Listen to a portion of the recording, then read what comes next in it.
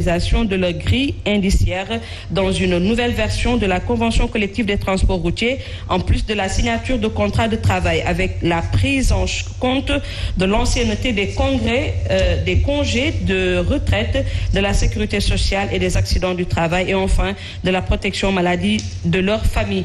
Les anomalies constatées au CCTVA avec la corruption non au serveur vocal, oui au numéro vert, l'ouverture d'autres centres. 6e point, les multiples difficultés vécues dans la mise en œuvre du règlement 14 de l'UMOA et les manquements notés dans les mesures d'accompagnement promises en vain, la concurrence déloyale sur toutes ses formes avec Dakar Dem Dikk et départements SDD et ADD, les amateurs, les 3 cimenteries, les ICS, des entreprises de BTP, des établissements de commerce, les suicidaires, vélo-taxi Jakarta, les clandos de toute espèce d'une part et les transporteurs d'autre part. Nous demandons à l'État de faire usage de la force publique en plus de la sensibilisation pour rétablir l'ordre. 8e point, le renouvellement du parc interurbain et non son renforcement à travers des projets inadaptés. 9e point, nous demandons la création d'un centre national de formation initiale et de perfectionnement des chauffeurs professionnels et de sous-centres départementaux. Et enfin, nous dénonçons officiellement à travers le présent document la convention collective des transports routiers existant entre le patronat et les syndicats ouvriers et arbitrée par l'État du Sénégal et demandons l'ouverture des négociations sur le projet du nouveau code de la route avant son vote imminent par l'Assemblée nationale. Par ailleurs, nous réclamons la majorité des membres dans l'Assemblée plénière du CETUD, le Conseil d'orientation du FDTT et le Conseil d'administration du FERA. Est-ce que je les ai bien listés? Oui, mais il y a des points qu'on va discuter et qui n'est pas inscrit. Parce qu'on ne peut pas ramasser toute la souffrance et les mettre dans un papier. C'est pourquoi nous disons en face de l'autorité, on va sortir tous les points essentiels pour tout le monde.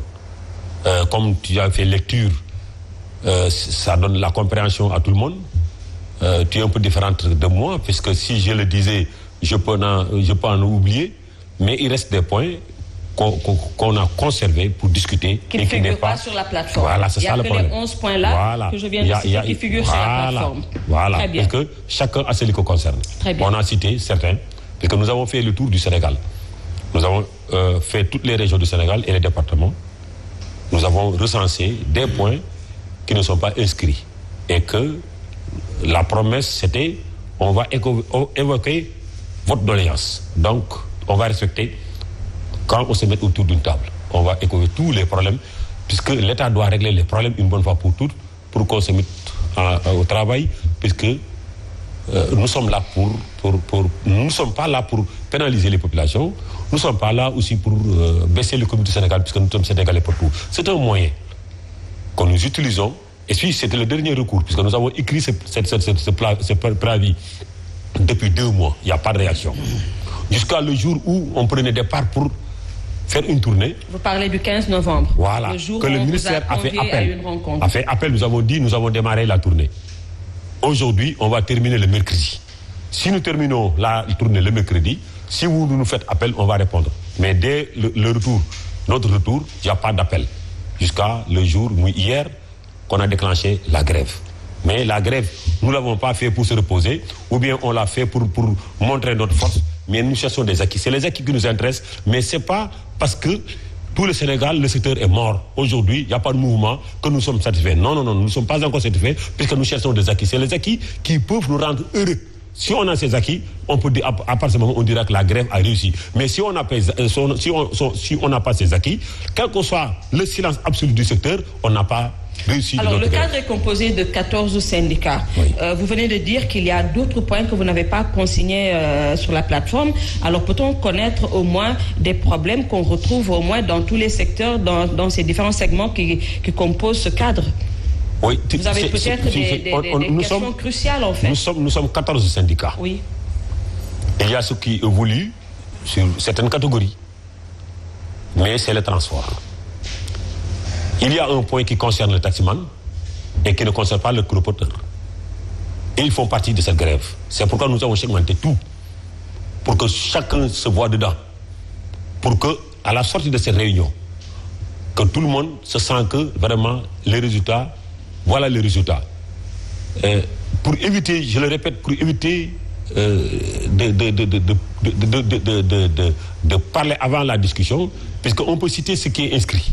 Mais on ne peut pas citer pour l'instant ce qui n'est pas inscrit, qui ça fera une surprise à la négociation. Et que nous tenons sérieusement à ces points-là, bien vrai qu'ils ne sont pas inscrits, puisque c'est la demande de la base. Il faut en discuter sur tel point, et nous avons promis qu'on va discuter sur ce point. Mais on ne va pas dévaliser ça aujourd'hui, puisque ce n'est pas inscrit, mais en face à face, on va le dire pour que le problème soit réglé une bonne fois pour toutes. Je crois qu'il y a négligence dans tout ça là, puisque un préavis que vous avez reçu pendant 2 mois, il y a le minimum 1 mois, les négociations devaient être ouvertes avant la date du 1er. Mais ils ont attendu jusqu'à que la grève est née.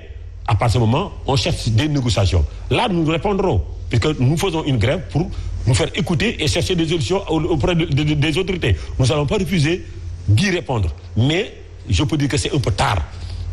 L'État, le gouvernement devait appeler avant cette date. Mais pourquoi vous n'avez pas répondu à la rencontre à laquelle on vous a convié le 15 novembre dernier? C'était pour discuter sur les points de la plateforme. Non, vous avez dit que vous étiez déjà en tournée. Non, c'était un piège. Pourquoi je dis que c'était un piège? Le gouvernement était informé de la tournée. Que c'est aujourd'hui, la tournée va démarrer. Ils ont reçu ce préavis de 1 mois, 15 jours. Ou bien plus même. Ils n'ont pas réagi. Attendez jusqu'à le départ. Nous avons terminé les cotisations avec la commission des finances. Nous avons fait des réservations au niveau des hôtels pour l'hébergement et la nourriture. Et on prend départ, on dit il faut venir. Nous disons non. Nous avons reçu par écrit la convocation, mais nous avons répondu aussi par respect aux ministres, disent que nous ne pouvons pas, désolé, nous ne pouvons pas répondre physiquement, mais il a reçu une réponse écrite de notre part. Très bien. Il y a des points que j'ai listés tantôt qui datent de 2013, des accords qui ont été consignés depuis 2014 et jusqu'à présent, ma foi, si on les retrouve sur la plateforme, ça veut dire que rien n'a été fait. Est-ce qu'il n'y a pas quelque part, comme il le dit, négligence de la part de l'autorité? Oui, tout à fait. Bon, je pense que depuis 2014, s'il y a des engagements, je crois sur lesquels d'ailleurs l'État n'avait pas dit non, mais pourquoi on ne l'a pas appliqué? Pourquoi on n'a pas avancé? Quand même, ça aussi, c'est pas compréhensible par rapport à des échanges qui doivent se faire avec l'État et les partenaires sociaux. Parce qu'en fait, si vous vous mettez d'accord autour d'une table, vous allez dire des choses que vous devez respecter. Mais si vous ne les respectez pas, ça pose problème. Mais je crois que dans le cas d'espèce, l'État n'a pas dit non. Mais rien n'a été fait.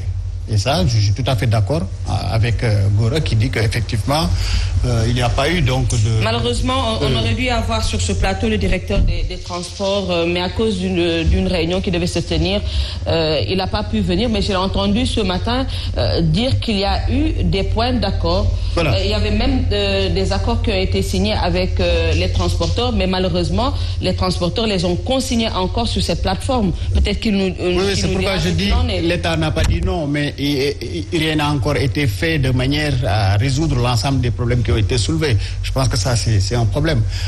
Il y a aussi, par exemple, le cas des... Parce qu'aujourd'hui, il y a beaucoup de confusion au niveau des transporteurs, des gens qui font du transport, alors que ce n'est pas leur rôle principal. Je vous donne un exemple, un industriel qui a des éléments, des équipements de transport pour ses propres... en tout cas, ses propres besoins et qui en même temps loue pour faire du transport, c'est un peu compliqué tout ça. Et je pense que cela fait partie des choses que les syndicalistes ont demandé, que n'importe qui ne fasse pas n'importe quoi, que les irréguliers, qu'on puisse les éliminer. On est tout à fait en phase. Bon, c'est vrai qu'eux aussi n'ont pas suffisamment d'offres parce que là, l'offre est encore inférieure à la demande, c'est ce qui fait que tout le temps il y a encore des difficultés.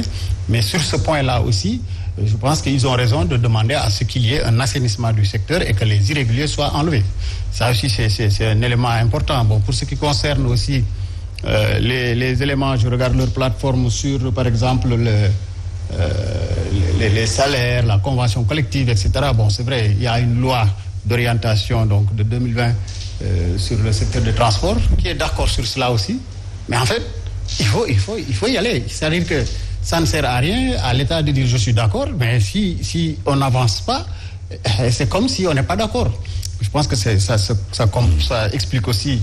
Si nous regardons notre point sur la plateforme, bon, c'est vrai, il y a ce qui a trait, par exemple, aux tarifs. C'est vrai, l'État a très mal communiqué.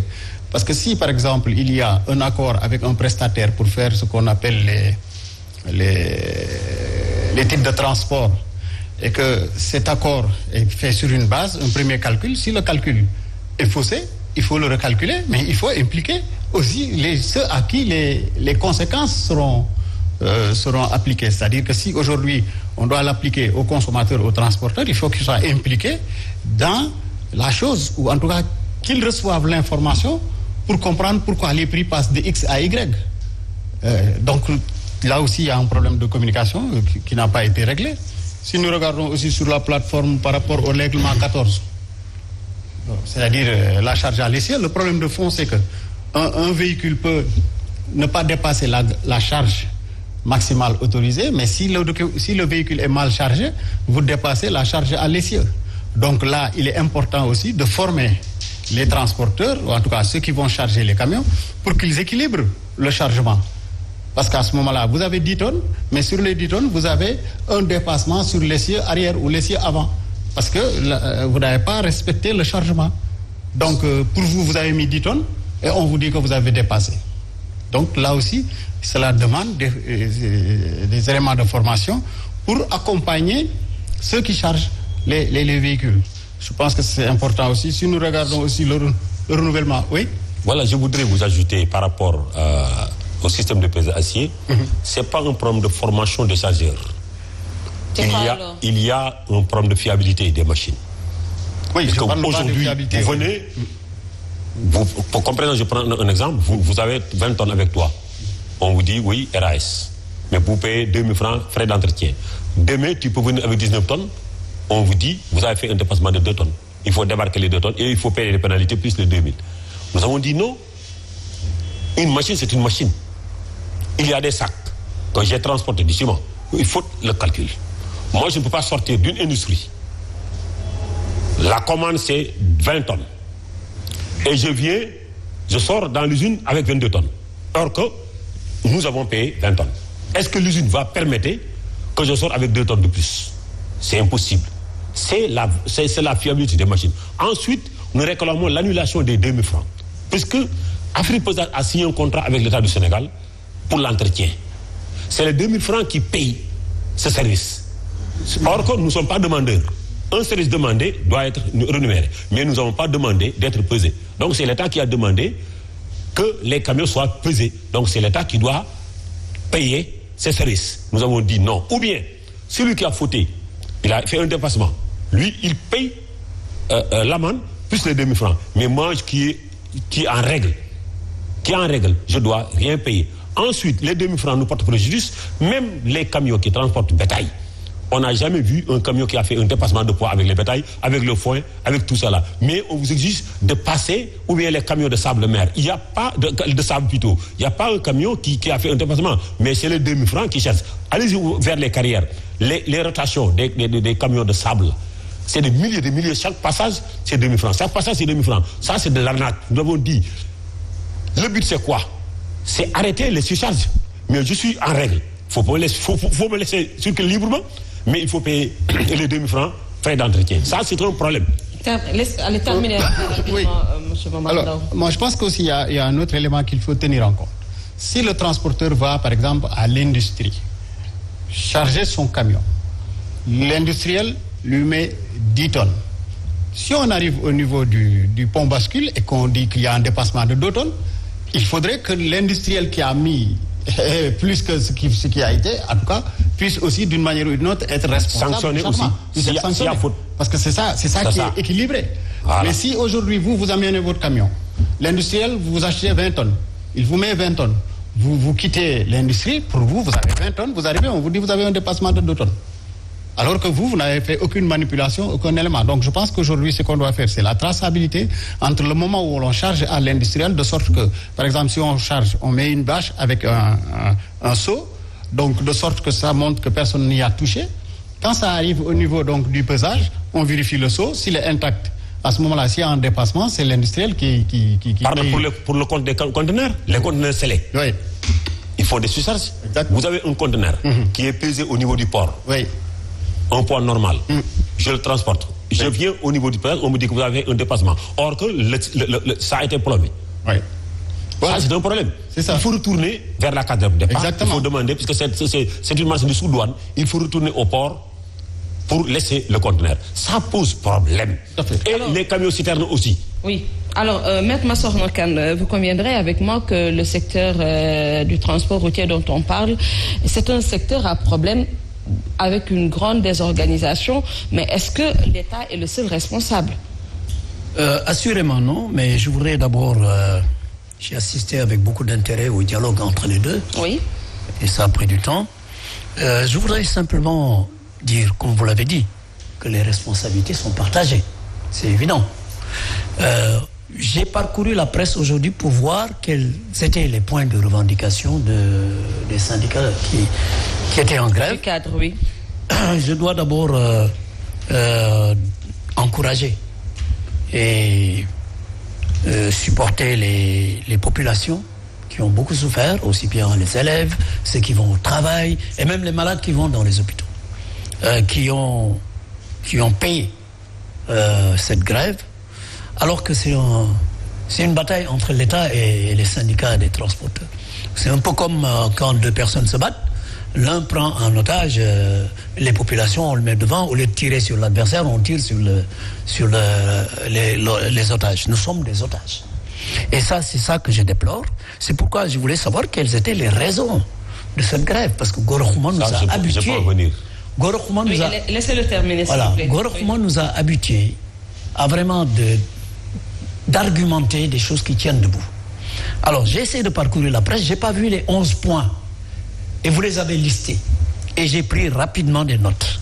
Et en prenant des notes, je me rends compte qu'il y a une partie qui concerne les employeurs transporteurs vis-à-vis des chauffeurs. Parce que quand on vous dit convention collective, quand on vous dit conditions salariales et sociales, signature d'un contrat de travail, maladie... On a vu les travailleurs de AFTU faire des grèves par rapport au respect des points... Maladie et autres, ça c'est la responsabilité des syndicats des transporteurs vis-à-vis de leurs employés et les chauffeurs.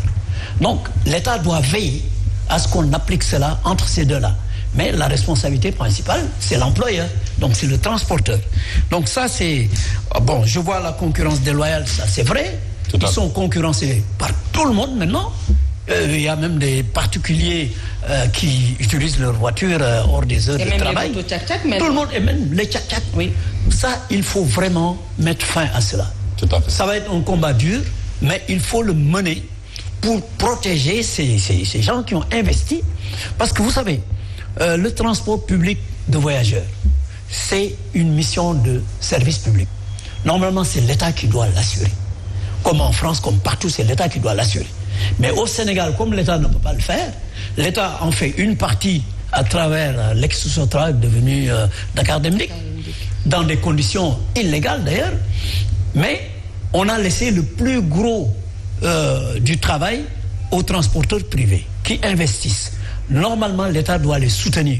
Et moi, j'ai toujours dit qu'il n'y a pas de raison que l'État soutienne et subventionne Dakar Dem Dikk pour le service public du transport et ne pas subventionner et soutenir ces privés qui assurent une mission de service public.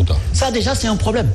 Parce que les tarifs qui sont demandés, il faut les subventionner pour qu'eux puissent s'en sortir. C'est pourquoi je suis d'accord avec eux. Mais là où je ne suis pas d'accord, c'est quand ils vont en grève. Il m'a dit qu'ils ont donné un préavis de presque 2 mois, c'est très bien. Mais quand vous allez en grève, il y a un service minimum qu'il faut assurer. Il faut assurer le service minimum. Et si vous ne le faites pas, c'est l'État qui devait réquisitionner des transporteurs pour assurer le service minimum. Supposons quelqu'un qui est malade qui doit aller à l'hôpital. Il ne trouve pas de moyen de transport.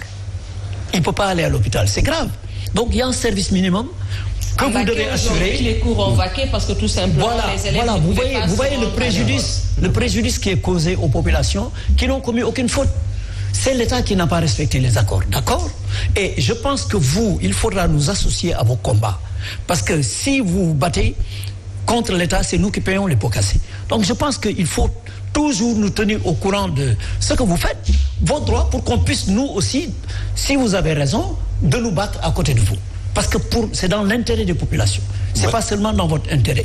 Donc vous voyez... Vous le laissez terminer, s'il vous plaît. Après, je vous redonne la parole. Donc, vous savez, le renouvellement du parc interurbain, centre de formation des chauffeurs, convention collective, etc., discussion code de la route, tout ça, on est d'accord. L'État doit se concerter. Mais il y a des choses sur lesquelles l'État doit prendre ses responsabilités en tant que puissance publique. Par exemple, le code de la route. Le code de la route, c'est une loi. C'est une loi qui s'impose aux populations. Vous avez le droit, comme vous le dites, de discuter. Mais la discussion, c'est avant. Mais une fois que la loi est votée, il faut l'appliquer. Il faut que vous acceptiez. Une loi n'est jamais parfaite. Donc, même s'il y a des inconvénients, il y a des avantages. Vous devez, tout en appliquant, tout en respectant la loi qui est votée, continuer à revendiquer pour son amélioration. Ça, on est d'accord. Et croyez-moi, moi, le combat de Gora Khouma, vraiment, je dis que nous les soutenons. Mais quand nous ne sommes pas au courant de vos revendications, par exemple, vous avez parlé des accords du 3 janvier 2014 et de juillet 2021, nous ne savons pas quel est le contenu de ces accords. Parce que si nous le savons, peut-être quelque part, nous pouvons être à vos côtés pour demander à l'État de faire ce qu'il faut. Il n'y a pas de raison, comme je l'ai dit, que Dakar Dem Dikk n'a pas de visite technique, n'a pas d'assurance, alors que l'assurance est obligatoire pour les véhicules terrestres à moteur. Ça fait plus de 10 ans que nous dénonçons cela. Il n'y a pas d'assurance, il n'y a pas de visite technique, il n'y a pas de plaque d'immatriculation. Est-ce que ça, c'est normal? Parce que c'est une société qui appartiendrait à l'État, mais en tout état de cause, ils sont dans l'illégalité la plus totale et constituent un danger, même s'ils rendent beaucoup de services. Oui. Donc ça aussi, il faut que l'État ait le courage de régler ces problèmes. Il faut qu'il y ait une justice dans ce transport-là. Alors, vous avez été interpellé. Voilà, merci. Je lève les deux, oui. Parce qu'ils ont pris la défense. Nous nous sentons consommateurs aujourd'hui, qui nous ont pris la défense. Mais je vous dis, il y a manque de volonté politique dans tout cela. Parce que vous avez parlé tout à l'heure, Mehmet, que le combat sera dur pour mettre fin à l'activité de ceux qui n'ont pas le droit de le faire. Je crois que le combat ne doit pas être dur et que nous sommes dans un pays organisé. Ceux qui doivent faire le transport doivent le faire. Ceux qui ne le doivent pas doivent être annulés une bonne fois pour toutes. Ça, c'est la volonté politique qu'il faut exiger. Ensuite, pour vous informer, nous avons tenu combien de points de presse parlant alors du préavis. Nous l'avons fait plusieurs fois pour alerter l'opinion et le gouvernement. Voilà que rien n'a été réglé jusqu'à ce jour. Je vous dis que le secteur des transports urbains comme interurbains est mis en rade. Non seulement le parc Vitus, mais il n'y a pas d'organisation dedans. Nous ne sommes pas protégés.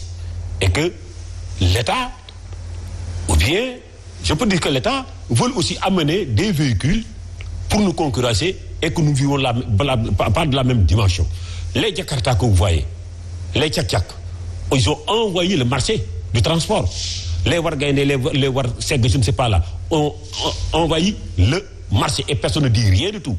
Puisque beaucoup de ces véhicules non autorisés appartiennent à des autorités. C'est pourquoi ils ferment les yeux. C'est pas du normal. Nous voudrons faire un transport rentable. Mais pour que ce transport soit rentable, il faut un encadrement de la part du gouvernement. Tout à l'heure, vous avez évoqué le problème de la convention collective. C'est pourquoi le ministre du Travail a été convié à cette réunion. Nous avons dit, impérativement, il faut que le ministre du Travail soit présent pour évacuer une bonne fois pour toutes ce point-là. Mais, je vous dis que la souffrance ne se limite pas uniquement. Nous avons proposé, nous avons signé un protocole d'accord avec le ministère des Transports le 3 janvier. Mais quand nous sommes sortis, et sur quoi porter ce protocole? Voilà, donc je dis, quand vous présentez cela devant un agent, il me dit que ce n'est pas notre tutelle. Le ministre des Transports, ce n'est pas notre chef. Ah bon? Quand vous présentez ça à un gendarme, il dit que le ministre des Transports n'est pas notre chef. Et le protocole d'accord porté sur quoi? Sur le contrôle routier. Nous avons proposé à l'État d'annuler complètement les attestations. À la place des reçus, on met le système de transfert d'argent, on met un code. Je suis fauté, je dois payer 6 000 francs ou 3 000 francs. Je sors mon portable et j'envoie mon argent, je paye et je pars. Ça ne serait plus l'objet de donnant-donnant. Et la traçabilité? Mais l'État jusqu'à présent, du paiement. Ça c'est une solution. L'État peut le faire. Depuis janvier, nous avons fait ce point-là. Mais jusqu'à présent, ça tarde à être réalisé. Et c'est facile à le faire. Mais nous avons demandé dans cette grève-là, il faut que les attestations sortent de la circulation. Nous, on n'a plus besoin des attestations. Vous venez, vous commettez une infraction, vous dites que moi je paye. Et si la personne ne peut pas payer au comptant? Non, si le chauffeur ne peut pas payer. Non, c'est une procès verbal. Si le chauffeur. Non, attends. Et puis il y a un moyen. Non, attends. Il y a un moyen de prendre le carnet pour prendre la déclaration de X. Parce qu'il a commis une infraction et il ne veut pas payer. À part ce moment, ça sera transféré vers d'autres services qui peuvent appeler, me faire payer. De même que le paiement. Voilà, mais nous disons, pour que ça soit facile, réduire les postes de contrôle, mettre des postes juste à poser, qui regroupent la police, la gendarmerie, la douane, pour qu'ils fassent un contrôle ensemble. Ce contrôle sera efficace et que ça ne demande pas plusieurs postes. De Dakar jusqu'à Saint-Louis ou Dakar jusqu'à sur le transport en commun, comme les transports, il y a multiples postes de contrôle et qui font la même chose. Parce que c'est de l'argent qu'ils réclament, c'est de l'argent qu'ils prennent. Nous avons dit il faut mettre des insignes de l'argent qu'ils contrôlent. Comme nous donnons notre permis, obligatoirement, il doit avoir signé pour que je puisse identifier sa plaque d'identité. Est-ce que les transporteurs également, ça exemple? Non, attends, je termine. Ce que nous demandons, c'est des solutions que nous proposons. Il faut que l'agent soit identifié par moi-même conducteur, pour que je connaisse qui fasse mon contrôle. Le contrôle. Tout à fait. Ensuite, s'il y a infraction, je dis, si ce n'est pas l'objet d'une immobilisation, je dois payer, je paye sans pouvoir que l'agent touche mon argent. Je dois payer en moyen électronique. C'est possible et l'État ne peut pas le faire. Oui, les transports de passagers, urbains comme interurbains, dans toutes les régions que vous avez, le transport est mort. Puisque ceux qui ne doivent pas le faire, c'est eux qui gèrent ce transport. Ceux qui doivent le faire sont restés comme ça. Rien faire. Et pourtant, l'État peut trouver une solution par rapport à ça, mais il ferme les yeux. Il ferme les yeux, c'est pourquoi nous sommes en colère. Même Maître Marcel comme nous, aujourd'hui, si vous avez demandé les chevaux d'arrêter, ils vont arrêter. C'est pas parce que vous êtes syndicaliste, mais c'est la souffrance qui les oblige à arrêter. C'est ça la grève qui a réussi aujourd'hui, parce que c'est la souffrance. Ils vivent d'une souffrance, c'est pourquoi, même madame, si vous demandez de laisser de t'arrêter, ils vont arrêter. J'espère que vous allez arrêter demain. Aujourd'hui. Non, la grève n'est pas terminée. La grève n'est pas terminée. Demain, vous avez dit tout à l'heure que le directeur devait être là, mais il a convoqué une réunion. Lorsqu'il nous a appelés, nous avons dépêché 2 personnes pour les écouter. Puisqu'ils disent qu'ils préparent une réunion de demain avec les ministres concernés. Et ils se préparent en tant que tutelle. Nous avons envoyé 2 éléments pour écouter. Mais la réunion sérieuse sera demain. Ça sera demain. C'est pourquoi nous avons demandé pour les 6 ministres de se partager la table. Parce que chacun, nous ne voulons pas une répétition. Parce que la police n'est pas commandée par le ministre des Transports. Tout à fait. Si monsieur le ministre de l'Intérieur a signé, la police n'aura pas d'alibi pour dire que ça ne me concerne pas. Si le ministre des Forces armées signe, c'est pour le compte de la gendarmerie. Et si le ministre des Finances signe, c'est pour la douane. Ceci et cela jusqu'au le ministre des collectivités locales, le ministre de l'Intérieur. C'est un ensemble, c'est une chaîne. Comme on n'a pas de premier ministre, c'est pourquoi nous avons demandé, exigé, pour que les ministres, chaque ministre doit venir répondre et signe ce qu'il peut. Aussi, et vous terminez par là pour permettre à Momar a dit tout à l'heure une réalité. Quand vous signez, vous devez respecter. Ou bien vous refusez de signer. Un point, je ne peux pas. Même si on vous traîne dans la boue, il faut dire, moi je ne peux pas. Mais quand vous acceptez, surtout autorité, il faut appliquer. Mais les grèves des enseignants, de la santé, des transports, c'est le respect des accords. Respect des accords, ça c'est pas responsable. Quand vous signez, il faut respecter. Si les accords de janvier ont été respectés, on n'allait pas venir aujourd'hui. Mais c'est ça. Bon, moi je pense que en fait, c'est vrai, hein, les responsabilités sont partagées. Gorhoma, sur certains points de la plateforme, on est tout à fait d'accord avec lui, mais il faut qu'il reconnaisse aussi que l'état du véhicule. Moi, je regarde les transporteurs maliens, ils sont moins riches que nous. Le Mali est un pays qui est moins riche que le Sénégal. Mais eux, ils respectent les clients. C'est-à-dire que vous entrez dans le bus, vous savez que vous êtes entré dans un bus. C'est bon à expliquer. Tandis qu'ici, il te faut une bonne information par rapport à ça. Ils n'investissent pas. Vous regardez des voitures déglinguées qui s'ouvrent de l'extérieur, les vitres ne descendent pas, etc. Quand ça pleut, on fait lever les vitres, mais après, on ne peut plus les descendre, etc. Donc, c'est-à-dire que le niveau de maintenance donc des véhicules, un véhicule n'est jamais vieux, hein, parce qu'on ne l'entretient pas. Voilà, si on ne l'entretient pas, il n'est pas apte au transport. C'est des véhicules qui ne sont pas aptes au transport qui sont utilisés. Donc, si vous avez un véhicule comme ça, vous êtes sûr que le policier, il vous regarde, il sait que vous n'êtes pas en règle, il va vous arrêter. Donc, il y aura des tracasseries. Mais si votre véhicule est normal, le taux de tracasserie va diminuer. Mais quand je commets une faute par rapport à ça, je dois payer qui? Vous devez payer l'État. Voilà. L'argent doit aller au trésor. C'est pourquoi nous réclamons ce système. Non, j'arrive. L'argent doit aller au trésor. Oui, c'est ça, pour réclamer ce système. Oui, mais quand le transporteur également, lui, de son tant qu'il y a les organisations. tant qu'il y a les attestations là, le système là va continuer. Il faut que l'État prenne la responsabilité d'annuler complètement les attestations. Il y a un business entre les... Alors, il y a un business entre les policiers. C'est une chaîne. Le transporteur qui accepte de donner son argent, sachant que ça. Mais pourquoi nous donnons? Dans les caisses. Il y a un moyen. Il y a un moyen qui nous oblige. Par exemple, je donne un exemple. Oui. Je viens à Mour. On me prend. Ou bien à Thiès. On me prend, on dit que vous avez commis une infraction. Je dois payer combien? Tu me dis 6 000 ou 3 000. Je dis, je paye. Je me dis, non. Nous, on a une association. Vous allez à la brigade ou bien au commissariat. Oui. Là, je vais prendre un moyen de transport, payer, pour aller au commissariat, payer et revenir. À la place, je donne 1000 francs et je pars. Par contre, sur place, ce que je devais chercher au commissariat ou à la brigade, si je l'avais trouvé sur place, je n'allais pas faire un déplacement. C'est ça le problème. C'est les contraintes qui nous poussent à donner. C'est les contraintes.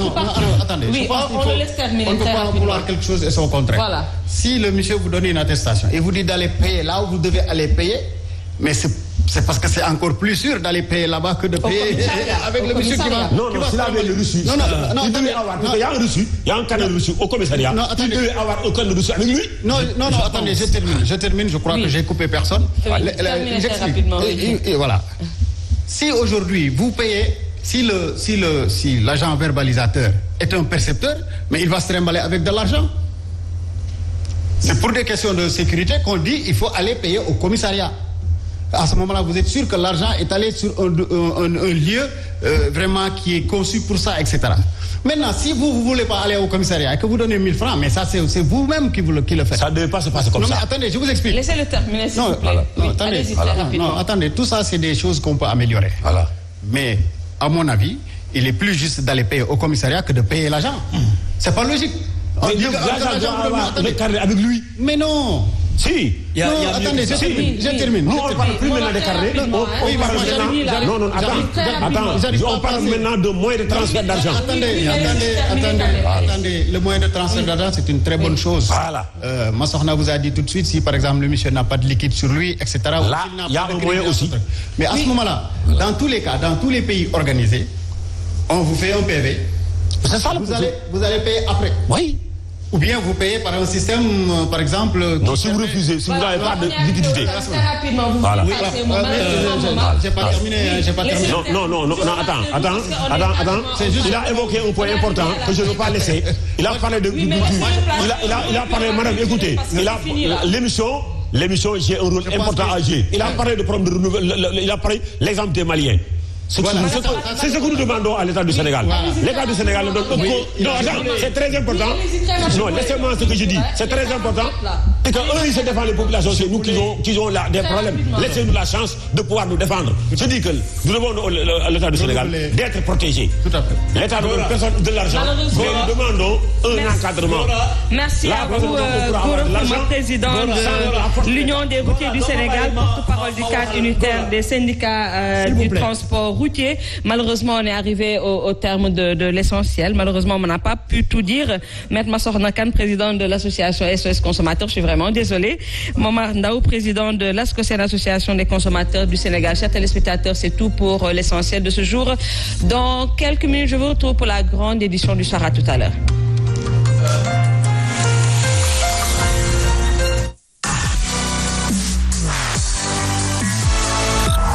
Sen TV. Bienvenue chez...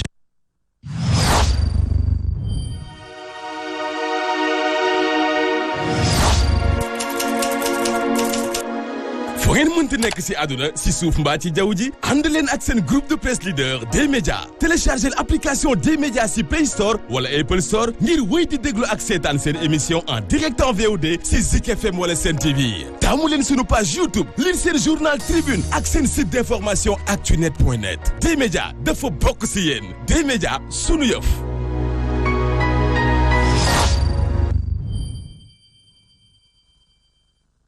Un matériel électroménager de haute qualité, résistant, robuste et simple d'utilisation. Choisissez Westpool. Affrontez votre quotidien avec les déodorants Deba et Demen. Intense et efficace. Tapis rouge donne sen talibé di liggéey ngir sen mbégte. Tapis rouge dafatina mëninam. Indi leen spécial promotion adiya. Baara Mousso. Kenn du moom. Pomada antiseptique nature ak classique mooy karangi bu wóor. Babymed. Des soins hypoallergéniques adaptés à la peau fragile et sensible de mon bébé.